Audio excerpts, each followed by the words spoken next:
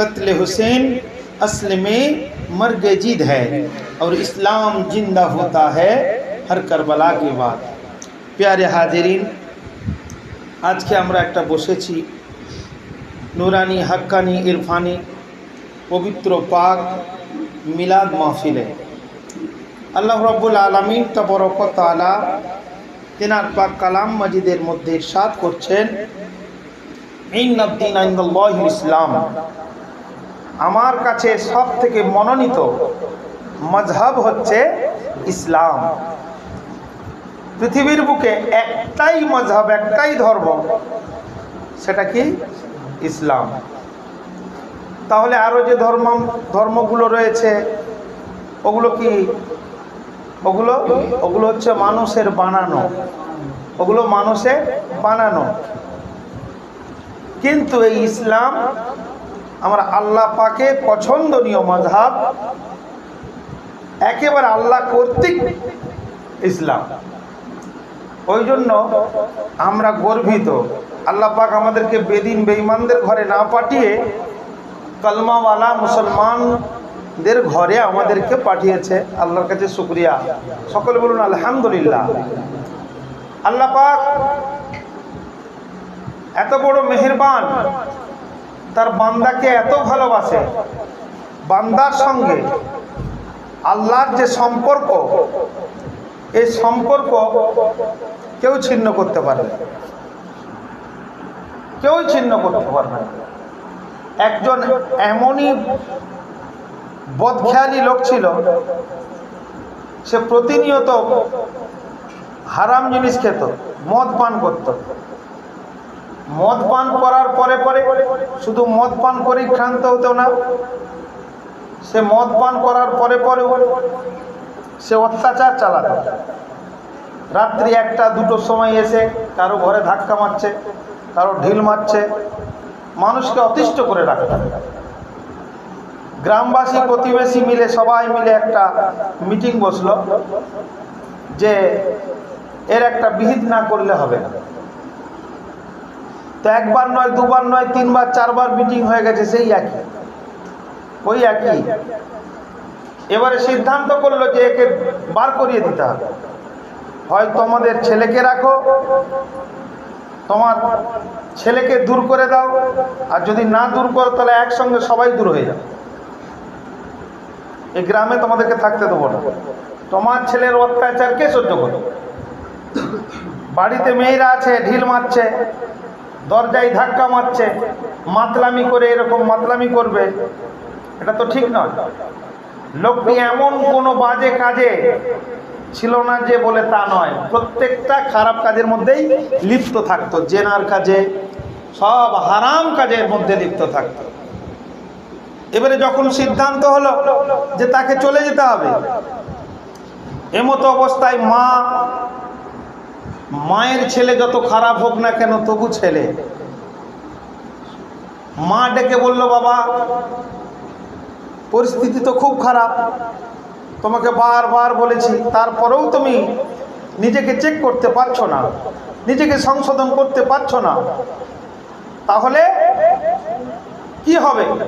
আমি মা, আমার বড় কষ্ট হয়, কিন্তু তারপরেও আমি বলতে বাধ্য হচ্ছি, বাবা তোমার আর ভাইগুলো যে আছে তারা এই গ্রামের মধ্যে থাকবে, আর তুমি যদি এরকম অত্যাচার করতে থাকো তো তাহলে কিন্তু আমাদেরকেও তারা রাখবে না। তোমাকে থাকতে দিলে তাহলে আমাদেরকেও কিন্তু রাখবে না। বলো আমরা থাকবো না তুমি চলে যাবে? বলছে, আম্মা জান তুমি তো মা, আমাকে তাড়িয়ে দেবে? বলছে, আমি তো তাড়াতে চাইনি, তুমি নিজেকে পরিবর্তন করতে পারো না, আমি কি করব? মা হয়েও বাধ্য, আমাকে বলতে হচ্ছে তুমি চলে যাও, দূর হয়ে যাও। পাড়া প্রতিবেশী আত্মীয় স্বজন সবার কাছে আমাকে ছোট হতে হচ্ছে তোমার জন্য, তোমার কারণে, তুমি দূর হয়ে যাবে।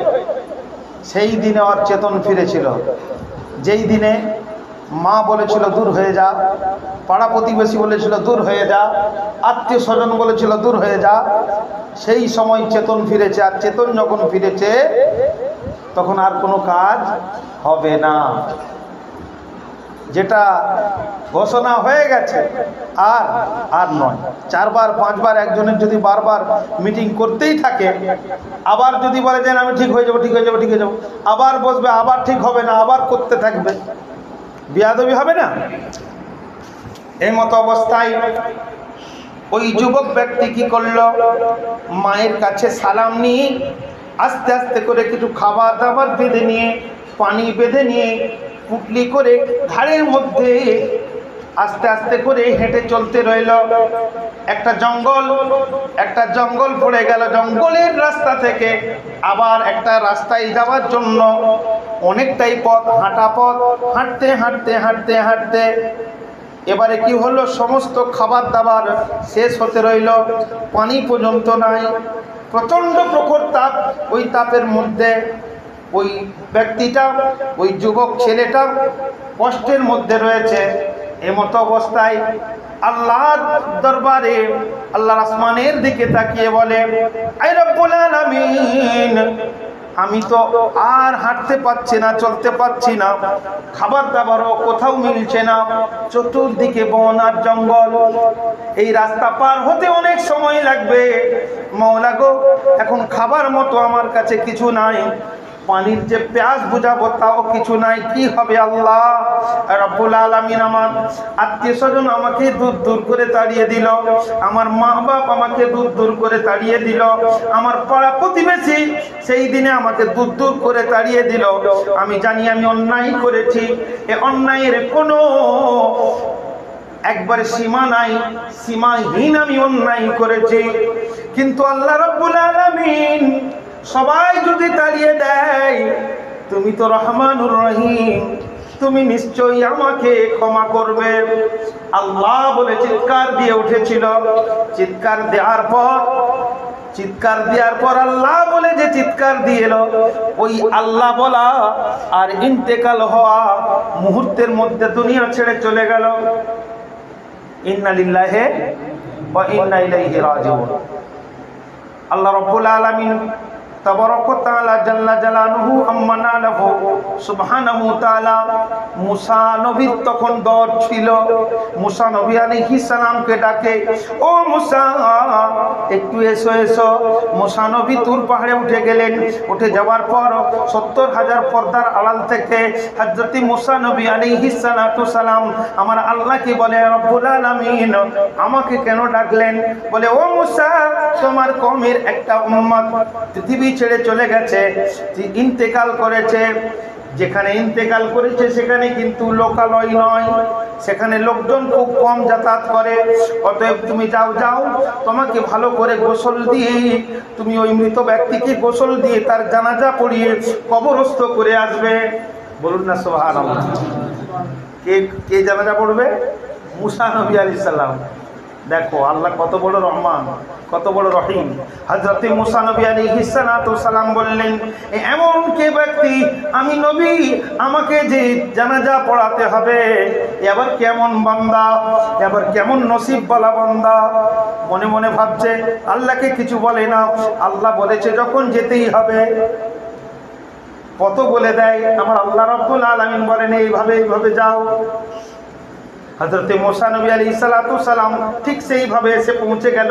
দেখতে পেল একজন মরা হয়ে আছে, একজন লাশ পড়ে রয়েছে। বলে, বুঝি এইটাই কথাই আমার আল্লাহ বলেছেন। কিন্তু দেখতে পাই এদিক ওদিক, দেখতে পাই কেউ নাই। কিছুক্ষণ পর দেখা যায় একটা করে লোক আসতেই আছে। বলে, কি ব্যাপার, সেই লোকটা? ও বলছে, ও হ্যাঁ, সেই ওই লোকটা। ও মানে যত খারাপি করেছে সব খারাপি তুলছে। ওই সারা লোকটা মরে গেছে, ভালো হয়েছে, লোকটা জাহান্নামে যাক, ঠিক আছে। মুসা নবী আলাইহিস সালাতু সালাম এসে ওই কথাবার্তাগুলো শুনে মেজাজটা গরম হয়ে যাচ্ছে। বলছে, আল্লাহ পাক জানাজা পড়াতে পাঠালো, এমন একজন লোকের জানাজা পড়াতে পাঠালো, ওর তো কেউ সুনাম করে না, এর তো সবাই দুর্নাম করেই যাচ্ছে। ছোট্ট করে বলি, বড় লাইন, খুব বড়। হযরত মুসা নবী আলাইহিস সালাতু সালাম দেখলেন যে এই অবস্থা। বলে, কি ব্যাপার, এর তো জানাজা, আমি মুসা নবী, তোমরা কি চিনতে পারছো? হ্যাঁ, আমরাও তো অবাক, আপনি কেন এখানে? কোন যারা ইন্তেকাল করে আপনি তো জান না, আপনি তো জান না এমন কেমন ব্যক্তি, এই ব্যক্তি তো একেবারে খারাপ লোক, এ জেনাখোর, হারামখোর, এ সব দিক থেকে খারাপ, অথচ আপনি মুসা নবী হয়ে জানাজা পড়াতে এসেছেন। কি ব্যাপার? বলছে আল্লাহর হুকুম আমি এসেছি ভাই। হ্যাঁ, আর এরকম লোক বললে আমি তো জানতাম না।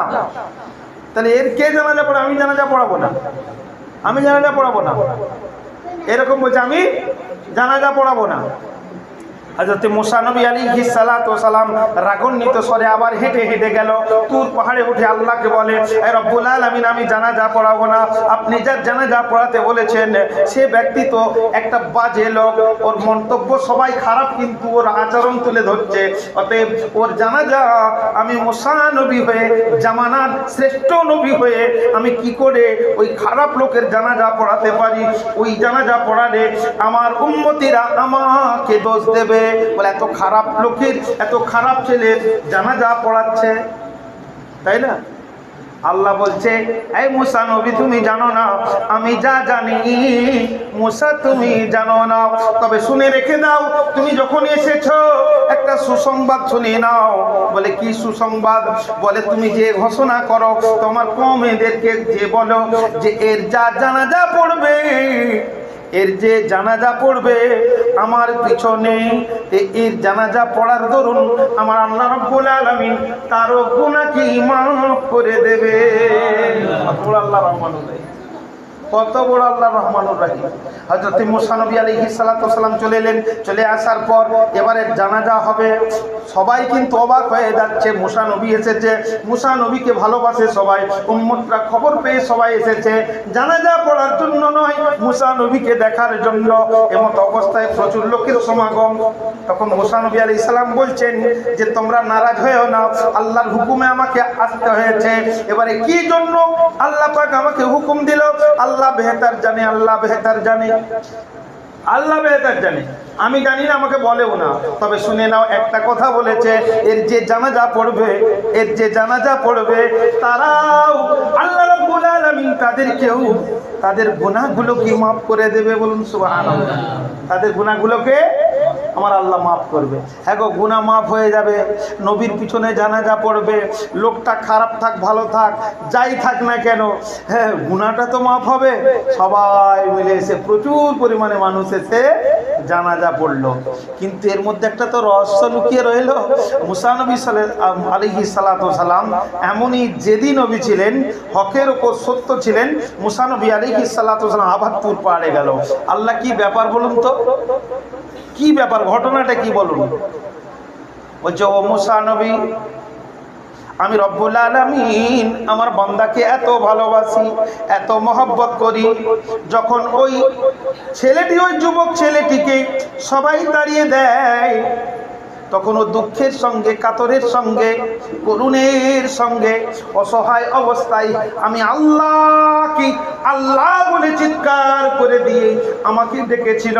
ওই দিনেই আমি আল্লাহ পাক রব্বুল আলামিন আমার আরশ আল্লাহটা কেঁপে গিয়েছিল।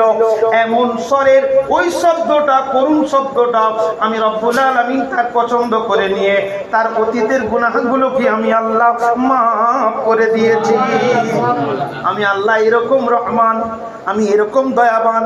তাহলে বলুন, আল্লাহ যদি এত দয়াবান হয়, তো তাহলে আমরা এত গুনাহ করার পরেও যদি আমরা আল্লাহর কাছে তওবা করি, ঠিক রাস্তায় ফিরে আসি, নিশ্চয়ই আল্লাহ পাক আমাদেরকে ক্ষমা করবে। করবে কি করবে না?